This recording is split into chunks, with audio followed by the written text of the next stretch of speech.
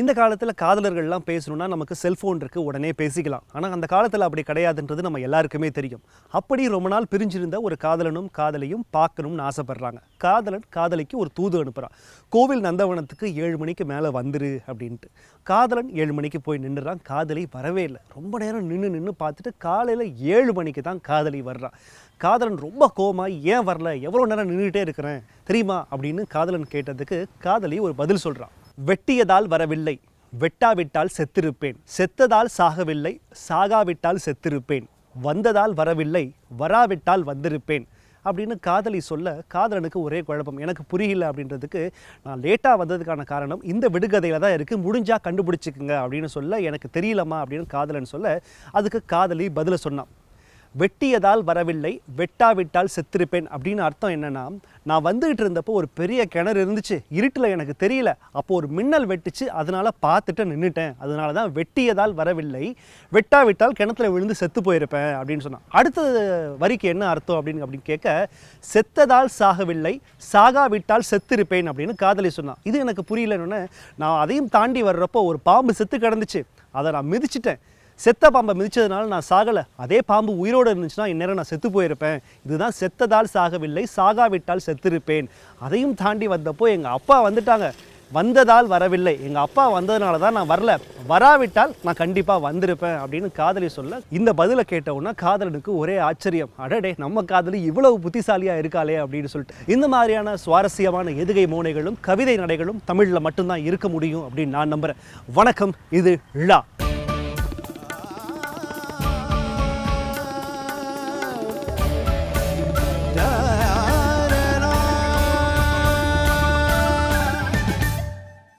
மந்தமாக இருக்கிறவங்கள பார்த்து ஏன்டா அப்படி மண்ணு மாதிரி இருக்க அப்படின்னு திட்டுறதை நம்ம கேள்விப்பட்டிருப்போம். ஆனால் மண் அப்படிங்கிறது சாதாரண விஷயம் இல்லை. நம்ம உயிர் வாழ்கிறதுக்கு தேவையான சாப்பாடு கிடைக்கிறதும் இதே மண்ணில் இருந்து தான். எல்லாத்துக்கும் மேலே இந்த பூமியே இந்த மண்ணு தான். நம்ம வாழ்ந்துக்கிட்டு இருக்கிற வீடுகள் இருக்கிறதும் இந்த மண்ணு தான். நம்ம தமிழ்நாட்டு மண் இந்த மாதிரியான பெருமைகளை தாண்டி இசைக்கும் இந்த மண்ணு மூலமாக பெருமை சேர்த்துக்கிட்டு இருக்குது. நம்ம ஊரில் ஒரு இசைக்கருவி சுமார் 100 ஆண்டுகளுக்கு மேலாக தயாராகிட்டு இருக்குது. இந்த மண்ணிலிருந்து செய்யப்படுற இந்த இசைக்கருவியிலேருந்து வர்ற சத்தம் தான் ரொம்ப சிறப்பாக இருக்குது அப்படின்னு இதை வாசிக்கிற ஜாம்பவான்கள் எல்லாருமே சொல்கிறாங்க. அது எந்த இசைக்கருவி, எந்த ஊர் மண், அதனோட பெருமைகள் எல்லாமே இப்போ உங்களுக்காக.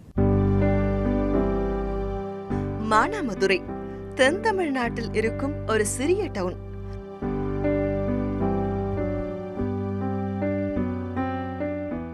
மதுரையிலிருந்து சுமார் 50 கிலோமீட்டர் தொலைவில் இருக்கும் இந்த ஊரில் இருந்துதான் இன்று உலக புகழ்பெற்ற கடம் வித்வான்கள் கையில் இருக்கும் கடம் தயாராகிறது. மானாமதுரை மண்ணுக்கு இருக்கும் நேர்த்தியின் காரணமாக இங்கு மண்பாண்டங்கள், அகல் விளக்குகள் பெருமளவில் தயாரித்துக் கொண்டிருந்தாலும் கடந்த 4 தலைமுறைகளாக கடம் தயாரிப்பது ஒரு குடும்பம் மட்டுமே.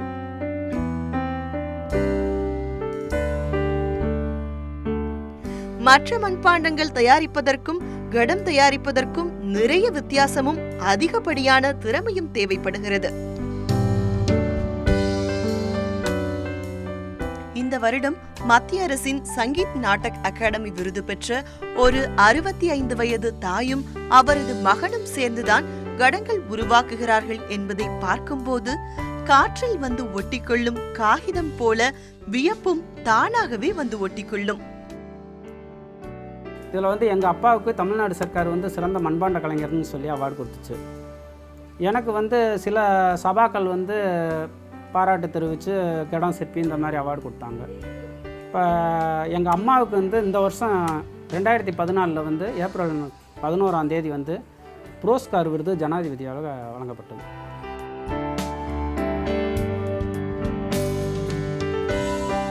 ஜனாதிபதி விருது வாங்கிய எந்த ஆடம்பரமும் இல்லாமல் மிகவும் யதார்த்தமாக இருக்கிறார் மீனாட்சி அம்மா.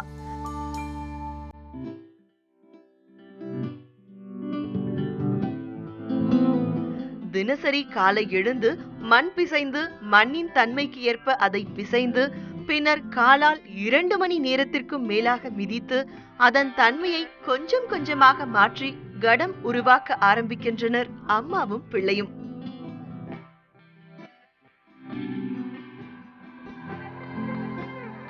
மண்ணை காலால் மிதித்து ஒருவர் ரப்பர் போன்று எப்படி வேண்டுமானாலும் மாற்றக்கூடிய தன்மைக்கு மாற்றி விடுகிறார்கள்.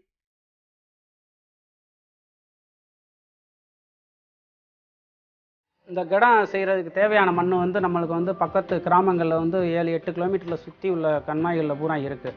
இதை வந்து மழை இல்லாத காலத்தில் வந்து தேவையான அளவுக்கு நாங்கள் வந்து எடுத்தாந்து இங்கே சேமித்து வச்சுக்கிடுவோம். காசு கொடுத்து மாட்டு வண்டிகளில் வந்து அடித்து வச்சுருவோம். அதற்கு பின்னாடி வந்து நாங்கள் கடம் செய்கிற காலத்தில் வந்து இப்போ ஒரு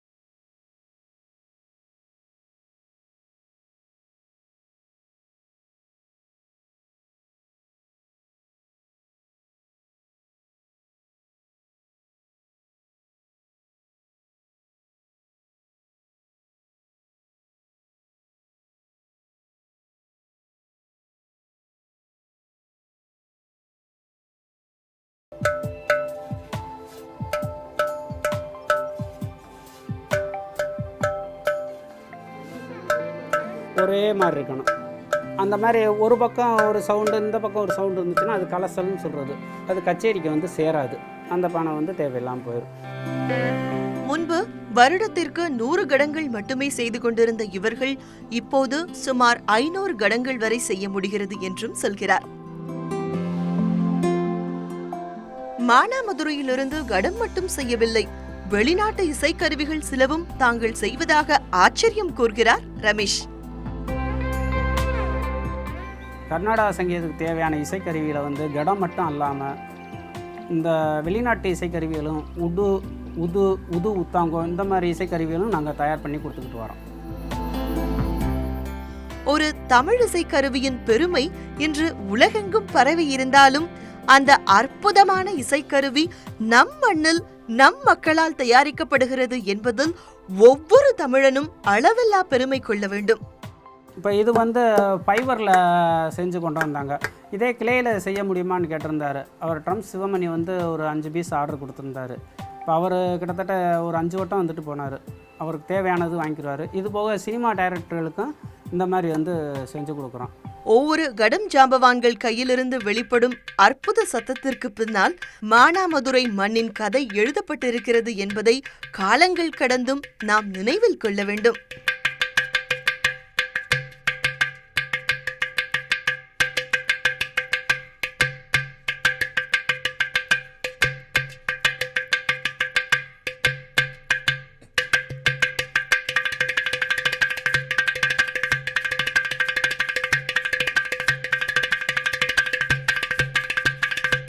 மானாமதுரை தமிழ் சினிமா பாடல்களில் அதிகம் பயன்படுத்தப்பட்ட ஒரு வார்த்தை. அந்த ஊர்லேருந்து தான் கடம் தயாரிக்கப்படுதுன்னு கேட்ட உடனே எனக்கு ரொம்ப ஆச்சரியம்.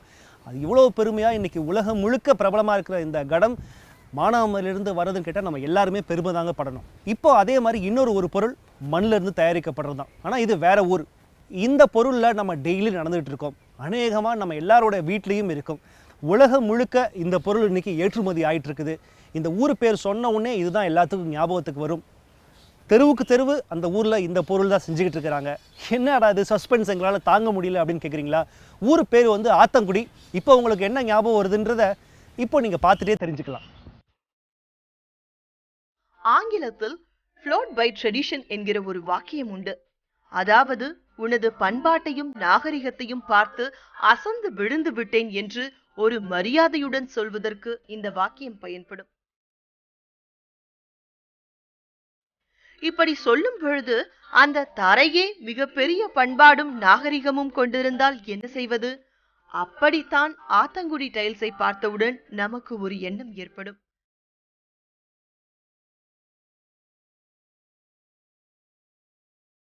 காலங்கள் மாறி இன்று புதிய டைல்ஸ், செராமிக்ஸ் என்று நகரங்களில் தரைக்கு உயிர் கொடுத்து கொண்டிருந்தாலும் ஆத்தங்குடி டைல்ஸ் இன்றும் உலகெங்கும் கட்டப்படும் பல வீடுகளின் தரைகளுக்கு உயிர் கொடுத்து கொண்டிருக்கிறது.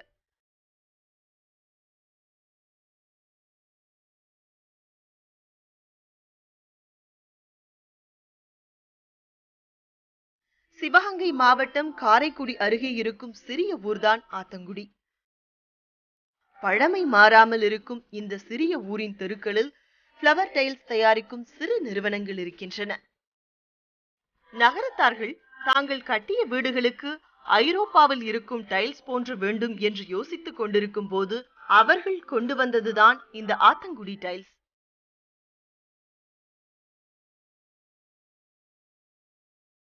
இத்தாலி மற்றும் பிரெஞ்சு வீடுகளில் இருக்கும் தரைகளில் இருக்கும் டைல்ஸ்களுக்கும் இந்த ஆத்தங்குடி டைல்ஸுக்கும் நிறைய ஒற்றுமை இருக்கிறது.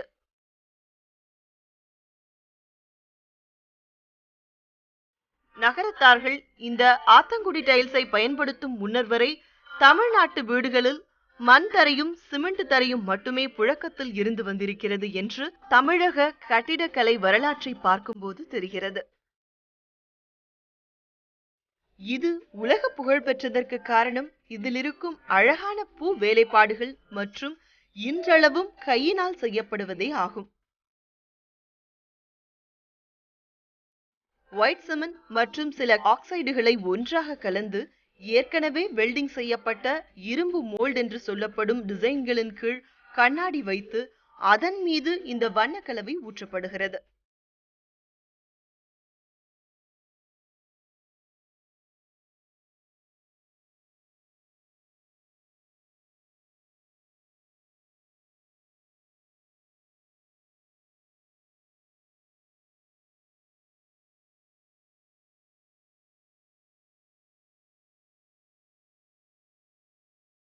அதன் மீது இந்த ஊரிலிருந்து எடுக்கப்பட்ட அரைத்த மண் தூவப்படுகிறது.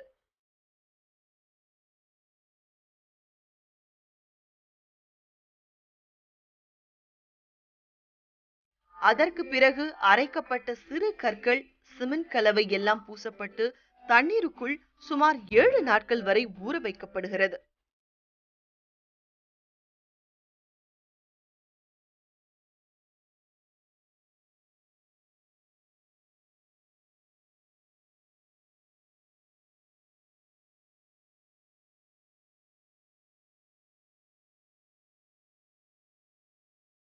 ஏழு நாட்கள் கழித்து கண்ணாடியில் இருந்த அந்த வண்ணப்பூச்சு கல்லின் மீது அழகாக பதிந்து ஆத்தங்குடி டைல்ஸாக உருவாகிறது.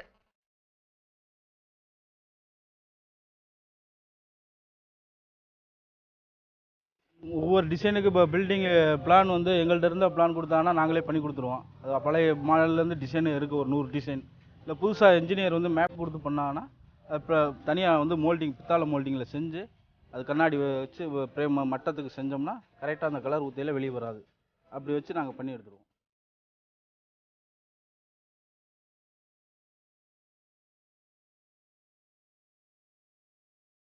சிவப்பு, நீலம், மஞ்சள், பச்சை, வெள்ளை, கருப்பு, அரக்கு என்று சுமார் 6 வண்ணங்கள் தான் மிக அதிக அளவில் இந்த தரை ஓடுகளில் பயன்படுத்தப்படுகிறது.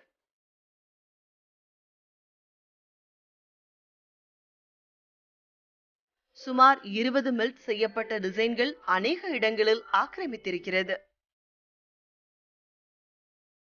இங்கே வந்து எல்லா நாட்டுக்காரங்களும் வர்றா சார். ஃபாரின்ஸ் வந்து பார்க்குறாங்க, ஒருத்தர் விருப்பப்பட்டால் வாங்கிட்டு போவாங்க. மற்றபடி லோக்கலில் தமிழ்நாடு ஸ்டேட் ஃபுல்லாக போய்கிட்டு இருக்குது. பெங்களூர், மைசூர், மங்களூர், கேரளா, அது அனைத்து ஸ்டேட்டும் போகுது.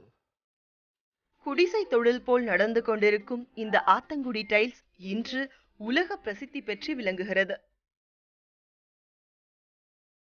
இனி ஒவ்வொரு முறை ஆத்தங்குடி டைல்ஸ் பார்க்கும் பொழுதும் அல்லது அதன் மீது நடக்கும் பொழுதோ நிச்சயம் இதை உருவாக்கியவர்கள் உங்கள் கண் முன்னே தெரிவார்கள் என்பதை மறுக்க முடியாது.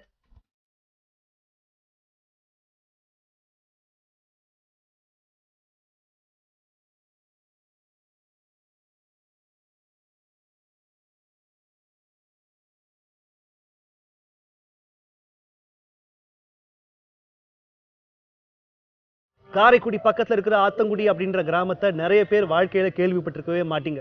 இப்போ இந்த ழா நிகழ்ச்சி மூலமா ஆத்தங்குடியும் ஆத்தங்குடியிலிருந்து தயாராகிட்டு இருக்கிற ஆத்தங்குடி டைல்ஸும் இப்போ உங்க மத்தியில பிரபலமா இருக்கும் அப்படின்னு நான் நம்புறேன். மணிரத்னம் படங்கள்ல வர பாடல் காட்சிகள்ல இந்த அரண்மனை கண்டிப்பா இடம்பெற்றிருக்கும். நான் சொன்ன உடனே உங்க எல்லாருக்குமே புரிஞ்சு போயிருக்கும் திருமலை நாயக்கர் மஹாலை பத்தி தான் நான் சொல்ல போறேன் அப்படின்னு சொல்லிட்டு. கரெக்ட் தான். திருமலை நாயக்கர் மஹால் மதுரையில மைய பகுதியில் இருக்குது. யாராலையும் தவற விட முடியாத ஒரு மிகப்பெரிய ஒரு அரண்மனை. தினசரி நிறைய பேர் போறாங்க, பாக்குறாங்க. சாயந்தரம் ஆனா லைட் அண்ட் மியூசிக் ஷோ எல்லாருமே பாக்குறாங்க. ஆனா இந்த அரண்மனையோட வீரியம், அதனுடைய கலைநயம், இதை பத்தி எத்தனை பேருக்கு தெரிஞ்சிருக்கும்? அந்த அரண்மனையோட வரலாறு எத்தனை பேருக்கு தெரிஞ்சிருக்கும்? இப்ப நம்ம பார்த்துக்கிட்டு இருக்கிறது ஒரு பகுதி தான். சிதிலமாய் போனது, இன்னும் பிரம்மாண்டமான ஒரு அரண்மனையும் அங்க இருந்துச்சு அப்படின்ற கதையெல்லாம் உங்களுக்கு தெரியுமா? அதை தேடிதான் நான் போனேன். அந்த வரலாறும் கதையும் அந்த ஆச்சரியமும் சுவாரஸ்யமும் இப்போ உங்களுக்காக. தென் இந்தியாவின் கட்டிடக்கலைக்கு மாபெரும் பெருமையாக காலம் தாண்டி நிற்கும் ஒரு அம்சம் மதுரை திருமலை நாயக்கர் மஹால்.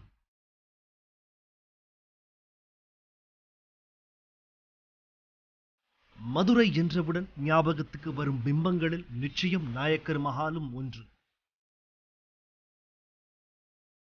1636 திருமலை நாயக்கரால் தான் வசிப்பதற்கு கட்டப்பட்ட அரண்மனைதான் இன்று நாம் பார்த்து வியந்து கொண்டிருக்கும் அரண்மனையாகும்.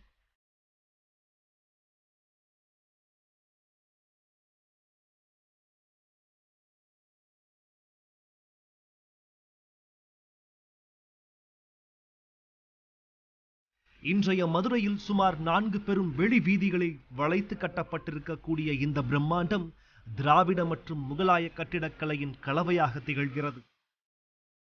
இந்த அரண்மனையின் கோபுரங்கள் மற்றும் வெளிச்சுவர்கள் எந்தவித பெரிய வேலைப்பாடுகள் இன்றியும் அரண்மனையின் உள்புறம் மிகுந்த வேலைப்பாடுகள் நிறைந்தும் இருப்பதே இந்த திராவிட முகலாய கலையின் கலவை என்றும் சொல்லப்படுகிறது. இதே போலத்தான் துருக்கியில் இருக்கும் பிரம்மாண்டமான அரண்மனைகளும் இதே போன்று வடிவமைக்கப்பட்டிருப்பது பல வரலாற்று உண்மைகளை நமக்கு சொல்லாமல் சொல்கிறது. இன்று நாம் பார்த்து மிரளும் இந்த அரண்மனை அன்று கட்டப்பட்ட அரண்மனையின் எஞ்சிய ஒரு பகுதி என்ற செய்தி பழைய அரண்மனை எவ்வளவு பெரியதாக இருந்திருக்க கூடும் என்கிற பிரமிப்பை இயல்பாகவே நமக்குள் ஏற்படுத்துகிறது. நாயக்க மன்னர் சொர்க்க விலாசம், ரங்க விலாசம் என்று 2 பகுதியாக இந்த அரண்மனையை கட்டியதாகவும், இதை தவிர்த்து நாடகசாலை, நாட்டியசாலை, ராணிகளின் அந்தப்புறம் என்று ராஜ வாழ்க்கையின் ஒவ்வொரு அங்கத்திற்கும் ஒரு பிரம்மாண்டத்தை எழுப்பியதாக கூறப்படுகிறது. இப்பொழுது நாம் பார்த்து கொண்டிருக்கும் நாயக்கர் மஹாலாக இருப்பது சொர்க்க விலாசம் என்கிற பகுதியே ஆகும்.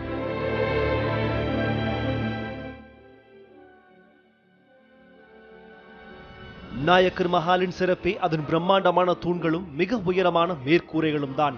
நாயக்கர் மஹாலின் அனைத்து பகுதிகளிலும் இந்த மேற்கூரைகளில் வேலைப்பாடுகள் இருந்திருக்கிறது. அதே போல நாயக்கர் மஹாலின் அனைத்து பகுதிகளிலும் மிக உயரமான மாடங்களும் இருந்திருக்கின்றன. இப்பொழுது நாயக்கர் மஹாலில் தரைத்தளம் மட்டுமே பொதுமக்கள் பார்வையிட அனுமதிக்கப்பட்டிருக்கிறது. இன்னும் அனுமதிக்கப்படாத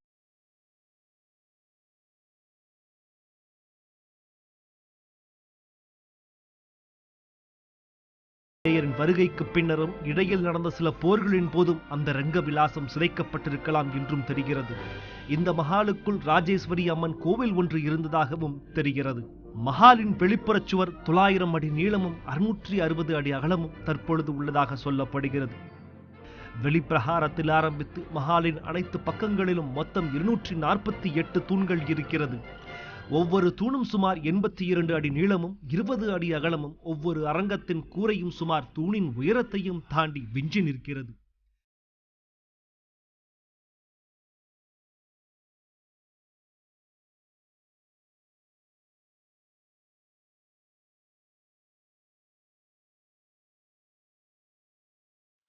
இப்போ நான் நின்றுட்டு இருக்கிற இந்த பிரம்மாண்டமான இந்த திருமலை நாயக்கர் மஹாலில் நிற்கிற இடம் வந்து மன்னரோட அந்த சிம்மாசனம் இருக்கிற இந்த இடம், இதுதான் வந்து இந்த அரியாசனம் அப்படின்னு சொல்லுவாங்க. இதுதான் அந்த காலத்திலும் இருந்துச்சா அப்படின்னா இதோட அமைப்பு பார்த்தா அப்படிதான் தெரியுது. இந்த இடத்துல தான் மன்னரோட அந்த மண்டபம் இருக்கக்கூடிய வாய்ப்புகள் இருக்குது. நான் இதுக்கு பிறகுதான் வந்து ஒரு திறந்த வெளி இருக்குது அந்த எனக்கு எதிர்த்த சைடில். ஒவ்வொரு மேற்கூரையும், ஒவ்வொரு தூணும், ஒவ்வொரு மண்டபமும், இங்கிருக்கும் ஒவ்வொரு சுற்றுச்சுவர்களும் பிரம்மாண்டத்தின் மறு உருவமாக விளங்கும் திருமலை நாயக்கர் மஹால் ரசனை மிகுந்த தமிழனின் வாழ்க்கையின் மிகச்சிறந்த எடுத்துக்காட்டாகும்.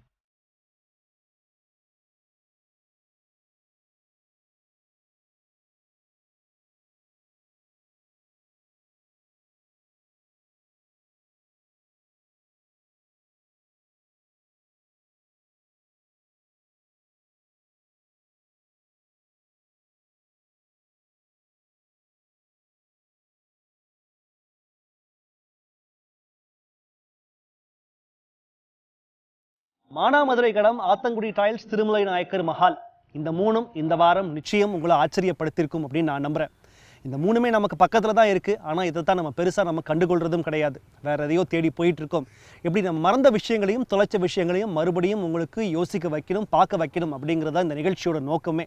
தமிழ்நாட்டோட எல்லா மூளை முடுக்கு எல்லாத்துக்கும் போயிட்டு நாங்கள் பயணம் செஞ்சதோட தொகுப்பு தான் இது அப்படின்றது உங்கள் எல்லாருக்குமே தெரியும். நாங்கள் நிறைய விஷயங்களை தவற விட்டுருக்கலாம். உங்கள் வீட்டுக்கு பக்கத்தில், இல்லை உங்கள் ஏரியாவில், உங்கள் மாவட்டத்தில், உங்கள் கிராமத்தில் இருக்கிற இந்த மாதிரியான சுவாரஸ்யமான விஷயங்கள் இருந்துச்சுன்னா, சுவாரஸ்யமான மனிதர்கள் இருந்தாங்கன்னா, சுவாரஸ்யமான பழக்க வழக்கங்கள் இருந்துச்சுன்னா எங்களுக்கு தந்தி டிவிக்கு நீங்கள் ஒரு தபால் அனுப்பலாம். இல்லைனா தந்தி டிவிக்கு தொடர்பு கொண்டு நீங்கள் ஃபோன் மூலமாகவும் தெரிவிக்கலாம். தந்தி டிவிக்கு நீங்கள் மெயில் அனுப்பலாம். அப்படின்றத சொல்லிட்டு வழக்கம் போல உங்களிடமிருந்து விடைபெற்றுக் கொள்வது என்றும் அன்புடன் ராதா மணாலன். அடுத்த வாரமும் இன்னும் பல சுவாரஸ்யங்களோடு சந்திக்கிறேன். நிகழ்ச்சி பற்றின உங்களுடைய கருத்துக்களை தந்தி டிவிக்கு எழுதி அனுப்பலாம்.